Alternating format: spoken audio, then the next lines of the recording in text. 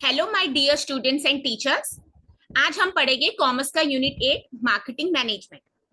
इसके पहले की मेरी प्रीवियस वीडियोस सिलेबस को इन डेप्थ डिस्कस करती है।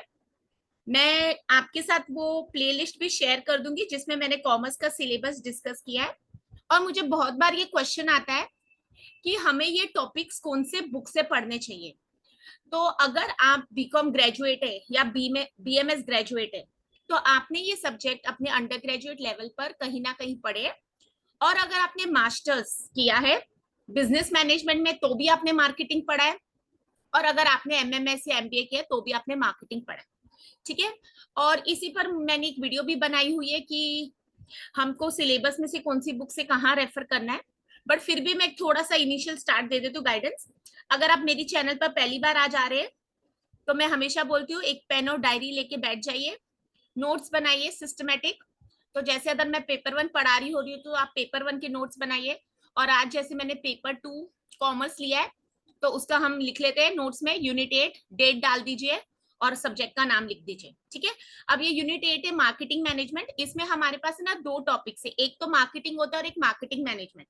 और अगर आपने टीवाई बीकॉम में मैनेजमेंट ग्रुप लिया होगा अकाउंट्स का ऑप्शनल सब्जेक्ट तो उसमें हमें एक मार्केटिंग मैनेजमेंट सब्जेक्ट भी रहता है।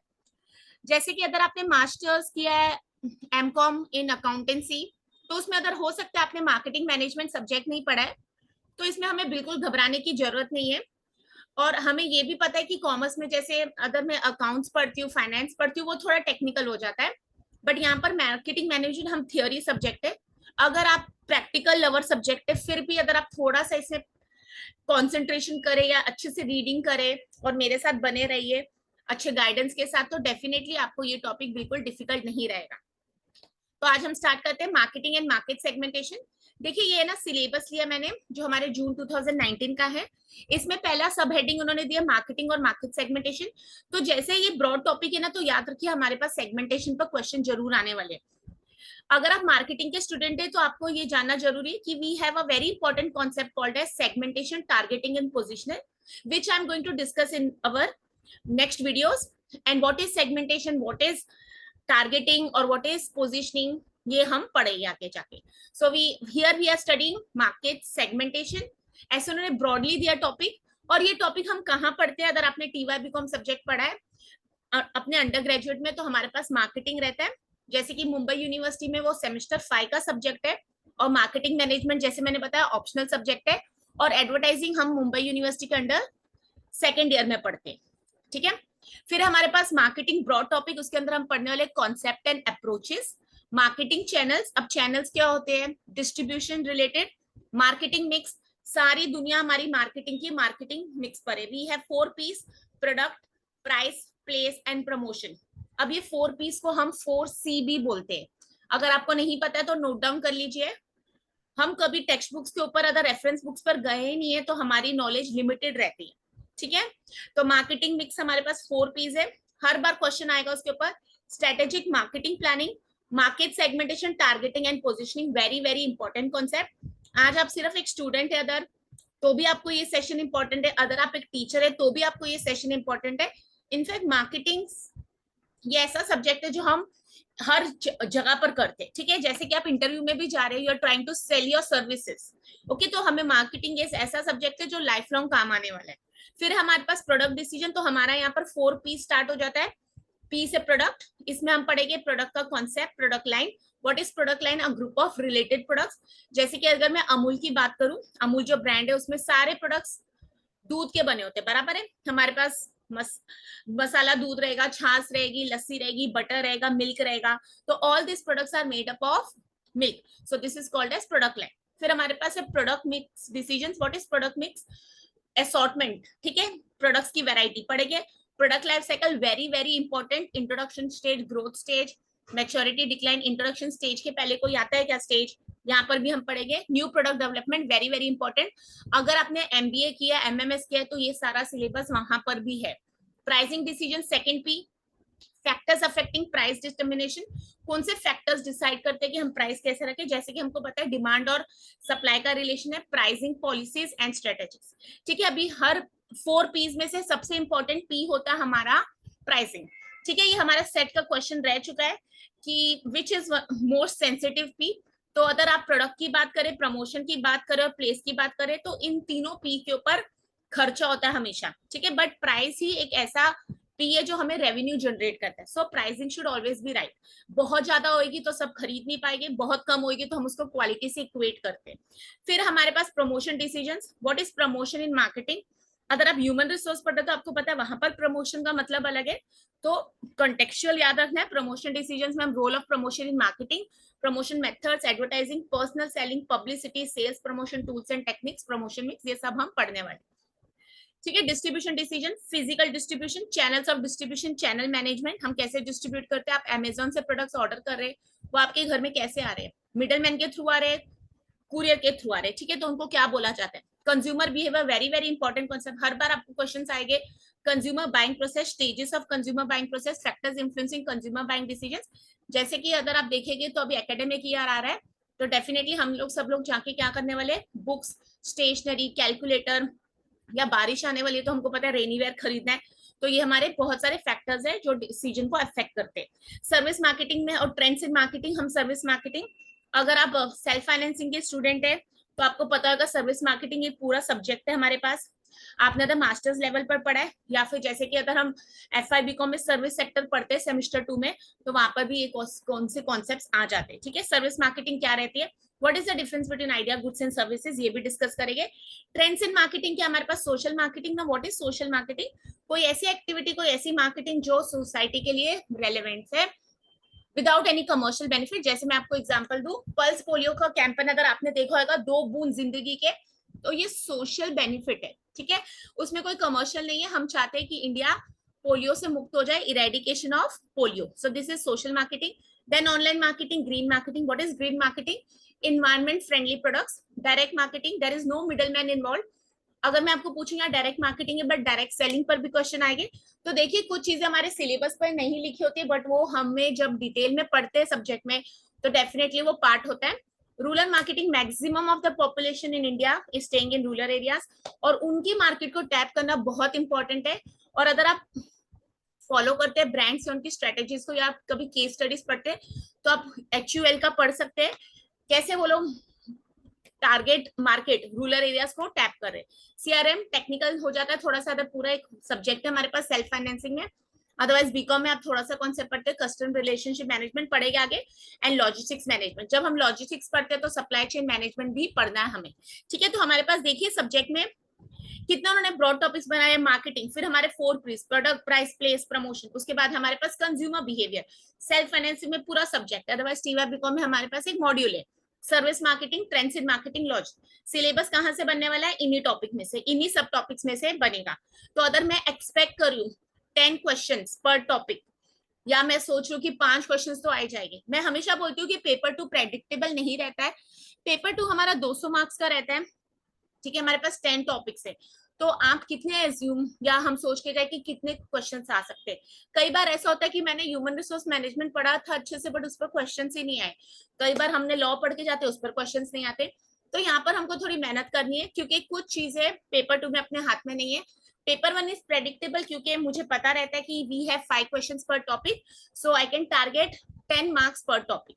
But with reference to paper 2 this is not the situation, ठीक है। ऐसा नहीं होता है कि आपका पेपर जरूरी आपके हिसाब से बनते हैं। तो यहाँ पर थोड़ी सी हमको मेहनत है।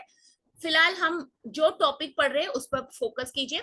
whenever you are reading about something, any topic, suppose now you are studying about product decision, ensure that you solve a few questions immediately after you study the concept.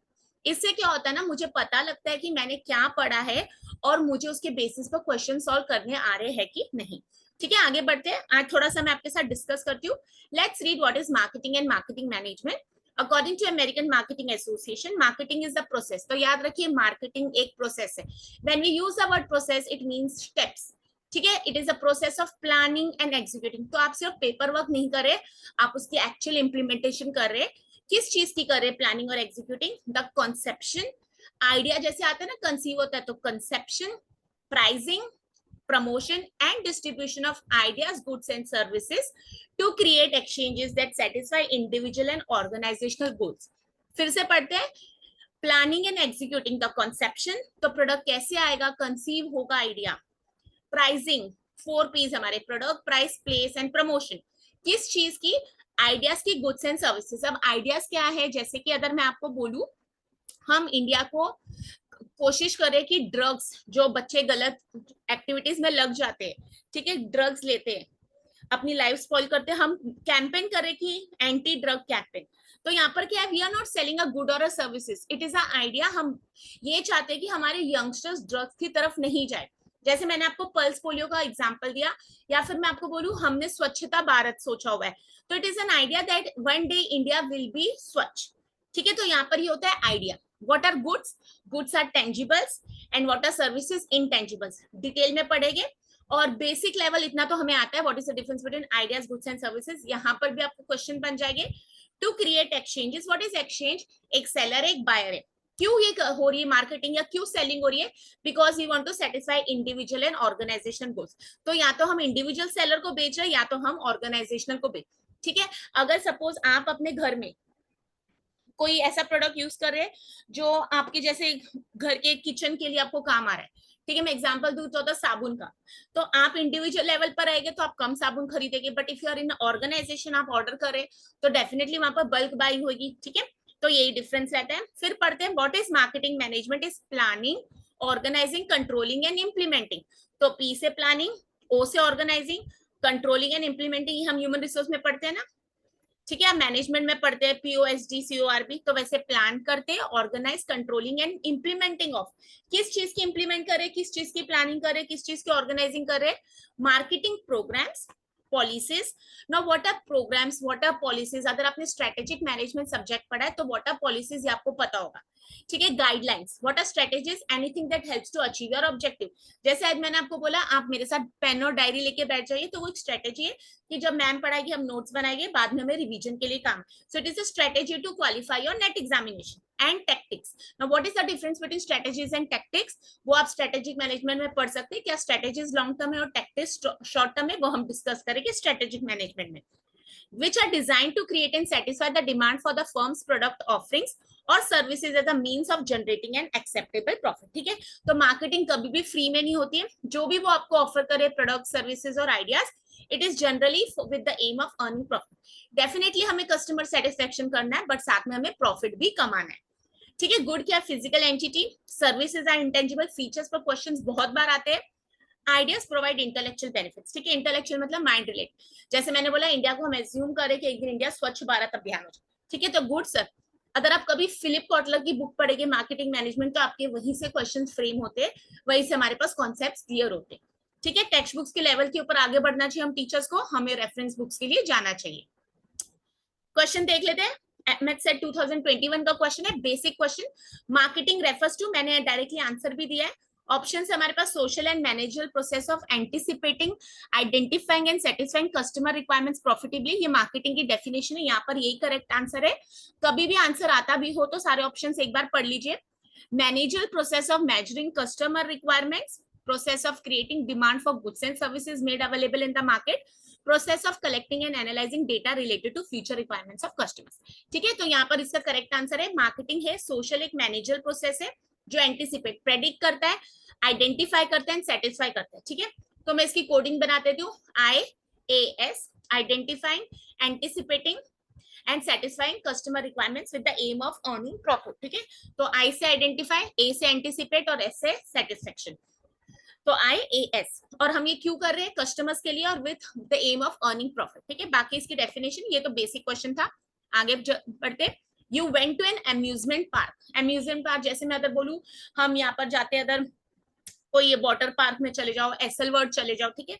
What was it, हम amusement park में जा रहे हैं। देखिए हमें concepts clear होने चाहिए, concept ज्यादा क्लियर हो गए कि आइडिया क्या है, गुड क्या है, सर्विस, आपका आंसर कभी भी रॉन्ग नहीं जाएगा। इसलिए मैं हर बार रिपीट करती हूँ कि हमें ना कॉन्सेप्ट्स पढ़ के जाने, क्वेश्चंस पढ़ के नहीं जाने, क्वेश्चंस अपने आप सॉल्व हो जाएगा अगर कॉन्सेप्ट क्लियर है। हम एक पार्क में गए, देखिए अब हमको है ना यहाँ पर what is the difference between product, service and idea, ये पता होना चाहिए। जैसे मैंने आपको बताया प्रोडक्ट कुछ टेंजिबल है, once you want it you will go, you will buy, you will pay and you become the owner of that product. Example, a mobile phone, a laptop. In case of services, now suppose you fall sick, Every time you fall sick, you will go to the doctor. You are not going to purchase the doctor. Okay, what you are going to do, you are going to the doctor, you will pay the fees, take the medicine and come back.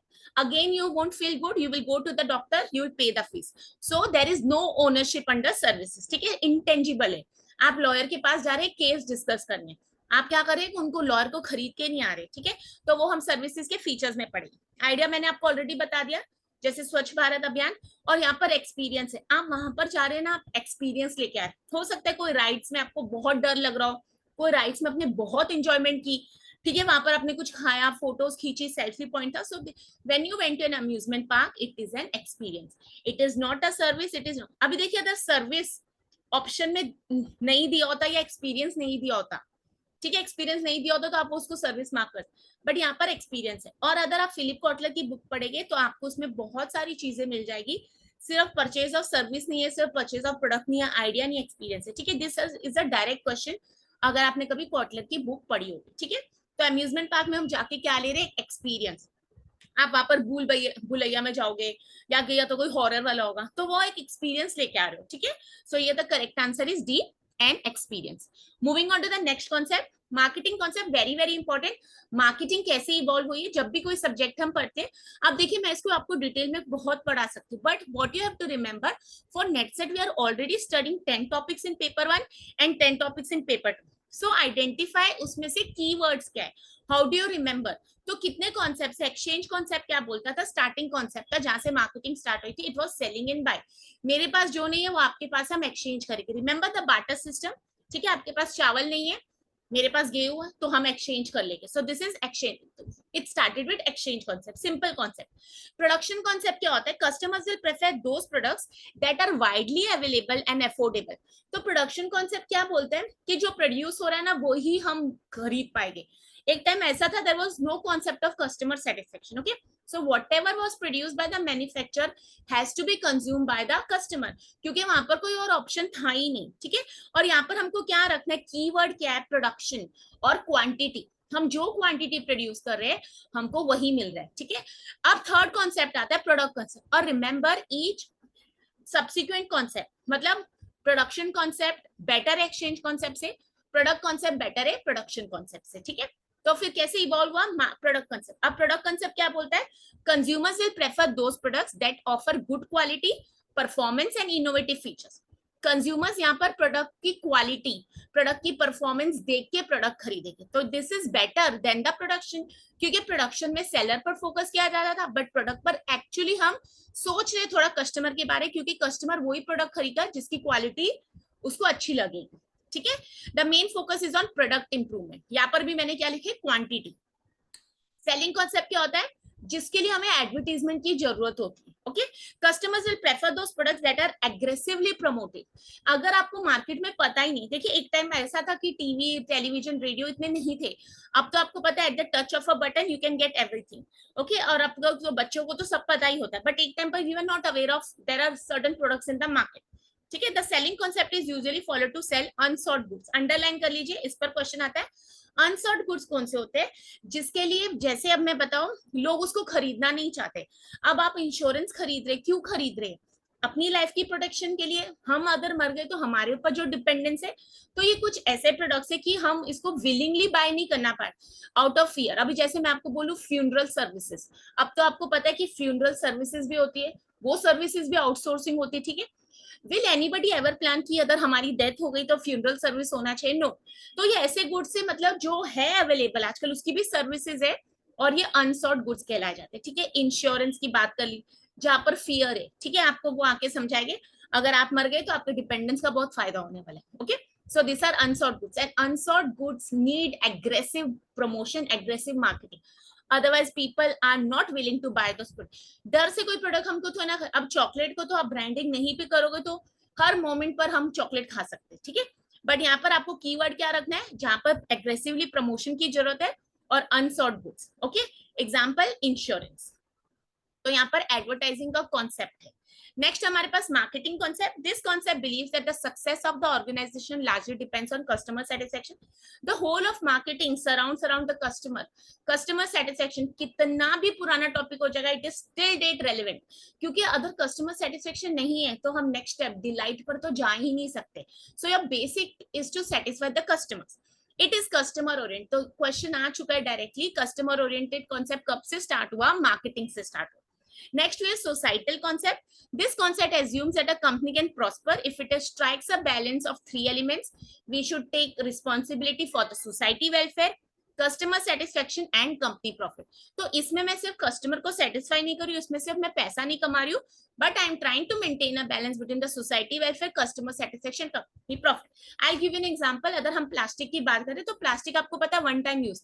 आप शादियों में जाते हो वो plates use करते हैं, आपने 10 बार कुछ खाया 10 बार वो प्लेट यूज हो. सो अगर हम उसका सब्सटीट्यूट ला रहे तो हम सोसाइटी का वेलफेयर भी सोच रहे, हम कस्टमर को सेटिस्फाई भी करें और कंपनी प्रॉफिट भी कमाए. Okay, so this is the balance. Society concept में ये तीन चीजें आनी जरूरी है. Relationship marketing involves creating. Relationship create करो, उसको मेंटेन करो और इनहांस करो. ठीक है, जैसे कि पर्सनल लाइफ में भी हम लोग क्या करते हैं आजकल, दोस्ती कम होती जा रही. क्यों? Because nobody has the time for each other. सब कंपटीशन में लगे हुए. रिलेशनशिप बना तो लेते, उसको मेंटेन नहीं कर पाते, उसको ग्रो नहीं कर पाते. तो similarly here it is involves creating, maintaining and enhancing profitable and long term relationship with all the stakeholders. Underline stakeholders. Stakeholders anyone who has a stake in the business. business से जिनको असर हो सकता है. अगर मैं कॉलेज की बात करूं तो कॉलेज के स्टेक होल्डर्स हमारे स्टूडेंट्स है, ट्रस्टीज है, मैनेजमेंट है. ठीक है, तो स्टेक होल्डर्स कौन रहते हैं? जिनका भी हमारे बिजनेस से रिश्ता जुड़ा. And main stakeholder is always the customer. Okay, क्या मैं कॉलेज के स्टूडेंट को कस्टमर बुला सकती हूँ? ये आप जरूर डिस्कस कीजिए. क्या कॉलेज में हम क्या बेच रहे हैं? Can we call them student or we should call them a customer? Okay, आगे बढ़ते हैं. Holistic concept. होलिस्टिक क्या होता है? कभी भी ओवरऑल डेवलपमेंट. ठीक है, इसमें सब कुछ आ जाता है. हम स्टूडेंट्स की होलिस्टिक डेवलपमेंट कराएं. सिर्फ पढ़ाई नहीं करानी, प्लेग्राउंड की एक्टिविटीज भी होनी चाहिए, कंप्यूटर के स्किल्स भी आने चाहिए, लाइफ स्किल्स भी आने चाहिए. What our life skills? अगर आपको पता है तो, अब जैसे मैं बोलूँ सिर्फ लड़कों को ही खाना बनाना आना चाहिए कि लड़कियों को आना चाहिए? गाड़ी चलाना किसका है? तो जेंडर न्यूट्रल है ना एक्टिविटीज. लाइफ स्किल्स, खाना बनाना सबको आना चाहिए, आजकल गाड़ी चलानी सबको आती है.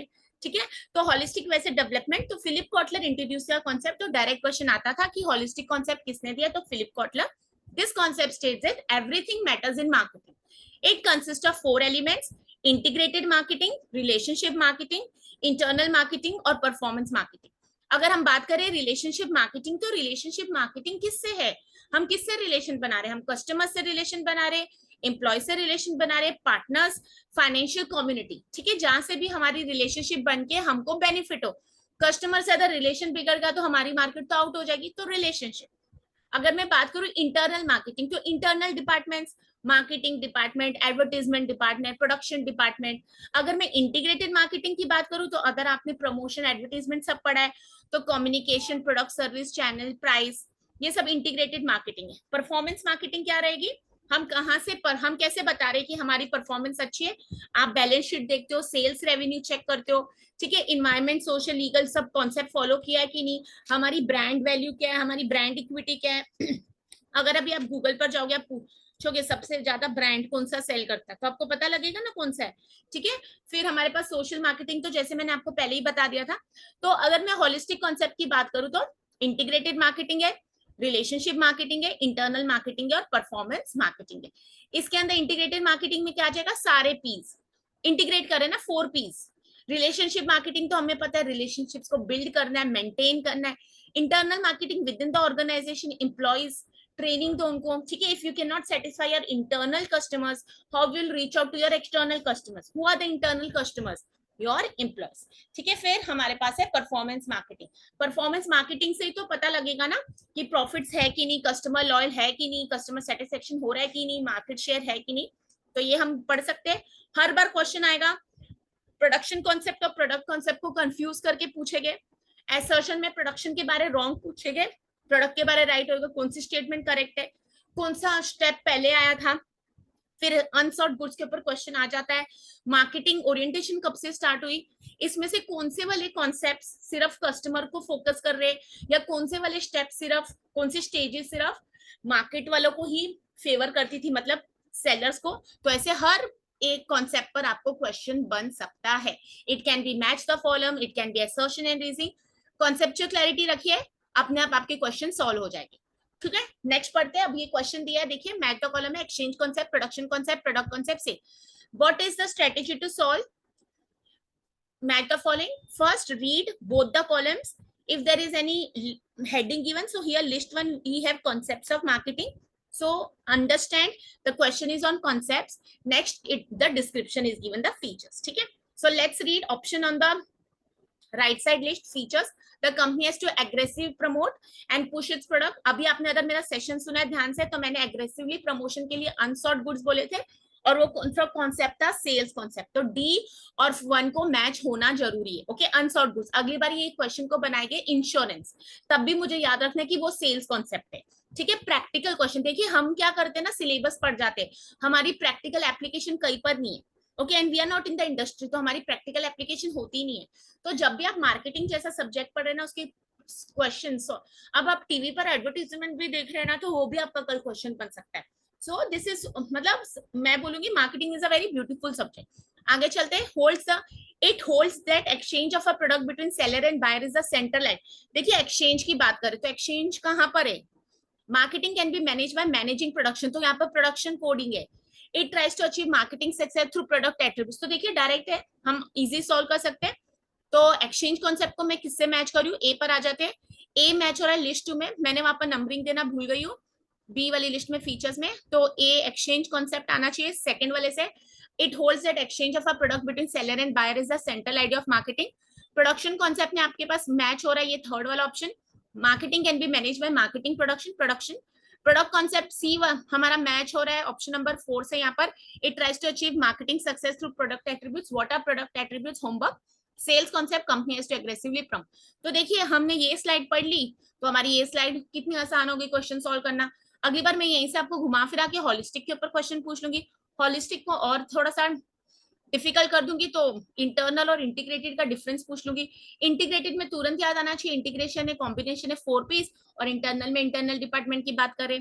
फिर मैं आपको क्वेश्चन पूछ लूंगी यहाँ पर सोसाइटी का क्या बेनिफिट है, या फिर हम मैं पूछ लूंगी ग्रीन मार्केटिंग कहाँ पर आ रही है, तो ग्रीन मार्केटिंग करे तो हम सोसाइटी कॉन्सेप्ट में डाल सकते हैं। ठीक है, तो ऐसे जब भी एक लाइन भी पढ़ना, एज्यूम करो, प्रिज्यूम करो कि इसमें क्वेश्चन क्या बन सकता है। आगे चलते हैं। प्रोडक्शन कॉन्सेप्ट इज कॉल्ड, इसका करेक्ट आंसर है mass production and distribution concept. ये सिर्फ मास कॉन्सेप्ट नहीं है, मास टारगेटिंग भी नहीं है, मास क्वालिटी भी नहीं है, कंप्लीट स्टेटमेंट है mass production and distribution concept. छोटा सा क्वेश्चन है। ठीक है, आगे बढ़ते हैं। स्टेटमेंट 1, देखिए मैंने कॉन्सेप्ट समझाया, उसी पर क्वेश्चंस कर रही हूँ। इससे मैं बोलती हूँ whenever you read a concept, ensure you solve a few questions on that topic, because then you understand that whether you are able to solve the questions, whether you actually understood the practical application of that concept. ठीक है, क्योंकि marketing में तो आपको ऐसे practical questions ही आने वाले हैं। स्टेटमेंट बेस्ड क्वेश्चंस है, इजी वाला, इसमें असर्शन और रीजनिंग नहीं है, तो पढ़ते हैं। Production concept leads to marketing myopia. अब मार्केटिंग मायोपिया क्या है? ठीक है, कभी आपने सुना है ये वर्ड? डेफिनेटली हमने अंडर ग्रेजुएट पर पढ़ा है, बट हम क्या होता है अच्छे से नहीं पढ़ के आए, या हमने कभी सब्जेक्ट पढ़ाया नहीं है, तो हमें क्लैरिटी नहीं होती। मायोपिया का अगर आप जनरल वर्ड भी ढूंढते गूगल पर जाके, तो मायोपिया क्या होता है? It is a medical name for near sightedness. ठीक है, आप वो ऑब्जेक्ट्स होते हैं ना, कुछ चीजें हम जो नजदीक के देख सकते हैं, बट दूर की चीज हमें नहीं दिखती है। ठीक है, तो यहाँ पर नजदीक की चीज है, तो ये मायोपिया। तो मार्केटिंग मायोपिया इससे कुछ जुड़ा है, तो पढ़ते हैं। Production concept leads to marketing myopia. Statement 2, the selling concept is usually followed by to sell unsold goods. ये तो मैंने अभी आपको पढ़ाया कि sales concept, selling concept, unsold goods है, तो I am very sure that statement 2 is correct. तो व्हेन स्टेटमेंट 2 इज करेक्ट, तो मुझे स्टेटमेंट 1 के बारे में देखना है। अब पहले मार्केटिंग मायोपिया देख लेते हैं, ये टर्म किसने दिया है। ठीक है, लेविट इंट्रोड्यूस किया था ये concept. Refer to the short sightedness, जो तो आप गूगल पर बेसिक मीनिंग ढूंढ सकते हैं। अब इसमें वो क्या कह रहे हैं कि जो मार्केटर्स होते हैं ना, इस कॉन्सेप्ट के अंदर प्रोडक्ट कॉन्सेप्ट में होता है ये। ठीक है, स्टेटमेंट 1 इनकरेक्ट है, क्योंकि प्रोडक्शन कॉन्सेप्ट में नहीं होता है मार्केटिंग मायोपिया। मार्केटिंग मायोपिया होता है हमारे प्रोडक्ट कॉन्सेप्ट में, because the marketers what they do, they focus so much on the product that they forget the customer. ठीक है, वो ये भूल जाते हैं कि हम कस्टमर के लिए प्रोडक्ट बना रहे हैं, वो प्रोडक्ट को इतना अच्छा बना लेते हैं, इतने अच्छे प्रोडक्ट के एट्रीब्यूट्स कर देते हैं, but in this while doing this they forget that इनके पास कस्टमर्स के लिए कुछ देखना है, तो they forget the customer. So the marketer wants to sell the product and services without much focusing the customer demand. हम अपने हिसाब से ही करते जाएंगे. तो ये स्टेटमेंट 1 में क्या होना चाहिए था, product concept leads to marketing myopia, तब वो करेक्ट होता. तो here statement 1 is incorrect but statement 2 is correct. अगली बार क्या कॉन्सेप्ट आ सकता है, मार्केटिंग मायोपिया का मतलब आ सकता है प्रोडक्शन के बदले प्रोडक्ट देंगे तो वो करेक्ट हो जाएगा, स्टेटमेंट 2 को चेंज कर देंगे, कोई प्रैक्टिकल एप्लीकेशन दे देंगे. ठीक है, तो याद रखिए, कॉन्सेप्ट पढ़िए, क्वेश्चंस ऑटोमेटिकली सॉल्व हो जाएंगे. 5 साल के पेपर्स रेफर करिए जरूर, प्रीवियस ईयर्स, बट कैसे रेफर कीजिए, सबसे पहले 23 का पढ़िए, फिर 22 ईयर, फिर 21, 20, 19, पुराने 20 साल के मत पढ़िए बैठ के. Will start with the recent ones. आगे चलते हैं.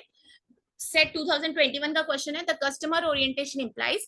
अब देखिए इसका आंसर मैंने दिया, ability to think like and act like a customer. आप कस्टमर के लिए जब सोच रहे तो आपको प्रोड्यूसर होने के बावजूद आपको सोचना है कि कस्टमर को पसंद आएगा कि नहीं. अब देखिए कितनी सारी मूवीज आ रही है रोज, कुछ ओटीटी पर आ रही है, तो हमें तो इतना तो पता भी नहीं है कि कौन सी मूवीज है, कहाँ है. अगर आप मूवी बफ नहीं है तो आपको तो पता भी नहीं होगा, टीवी नहीं देखते तो. बट क्या होता है, जब भी हम कोई मूवी भी प्रोड्यूस करें, कुछ भी करें, you have to keep your customer in mind. मैं किसके लिए कर रही हूँ, कस्टमर के लिए, तो कस्टमर को सेटिस्फाई होना चाहिए कि नहीं. अब ऐसा आज तक क्या है कि मैगी हम खा रहे हैं, ठीक है, या नेस्कैफे की कॉफी पसंद की जा रही है. नेस्कैफे कॉफी की अगर आप केस स्टडी पढ़ेंगे तो वो कितनी सारी उनके फ्लेवर्स रह गए. ठीक है, किसी को स्ट्रॉन्ग पसंद है, अगर आप साउथ साइड में जाओगे तो वहाँ स्ट्रॉन्ग कॉफी पसंद है, आप नॉर्थ साइड में जाओगे ना तो वहां पर लोगों को दूध ज्यादा पसंद है, तो कॉफी कम डालते हैं. तो ये सारी क्या हो जाती है, कस्टमाइजेशन हो जाती. तो यहाँ पर कस्टमर ओरिएंटेशन का मतलब क्या है, ability to think like and act like a customer. Option A को रीड कर लेते हैं, selling good services at moderate price, ये तो बिल्कुल भी नहीं है. Giving priority to profit with service the customer, ये भी बिल्कुल भी नहीं है. Applying cafeteria approach for production, underline करो होमवर्क है, what is cafeteria product approach for production. Definitely पूछ दिया तो ये कॉन्सेप्ट होगा. तो आज का होमवर्क क्या है, कैफेटेरिया अप्रोच फॉर प्रोडक्शन का मतलब क्या है. तो here the correct answer is option number D. ठीक है, अब हम नेक्स्ट सेशन में पढ़ते हैं मार्केटिंग चैनल्स. तो आज के लिए हमने इतना पढ़ा. हमने क्या पढ़ा, सबसे पहले मार्केटिंग की डेफिनेशन पढ़ी हमने. हमें मार्केटिंग की डेफिनेशन में पता लगा वो प्रोसेस है, किस चीज का प्रोसेस है. फिर हमने मार्केटिंग के ऊपर क्वेश्चन सॉल्व किया. फिर मैंने आपके साथ डिस्कस किया आइडियाज गुड्स एंड सर्विसेज क्या है. अगर अब मैं बात करूं एक्टर अमिताभ बच्चन की, is is selling something, he is writing blogs, he is an actor, क्या वो खुद बेच रहे क्या. अगर मैं आपको बात करूं मैजिक ब्रिक्स, आपको रेंटल होम चाहिए, प्रॉपर्टी को लेट आउट करना है, व्हाट दे आर सेलिंग. तो क्या होता है ना, ये keep your eyes and years open. आप रेफरेंस बुक्स तक अब तक पहुंचे नहीं, तो जब आप जिस दिन रेफरेंस बुक्स पढ़ेंगे आपका उस दिन फर्स्ट अटेम्प्ट में क्वालिफाई हो जाएगा NET SET. But now when we study, कोई एक बेसिक बुक खरीद लीजिए. I always recommend KVS Madan की बुक है, केवीएस मदान सर की बहुत अच्छी बुक है.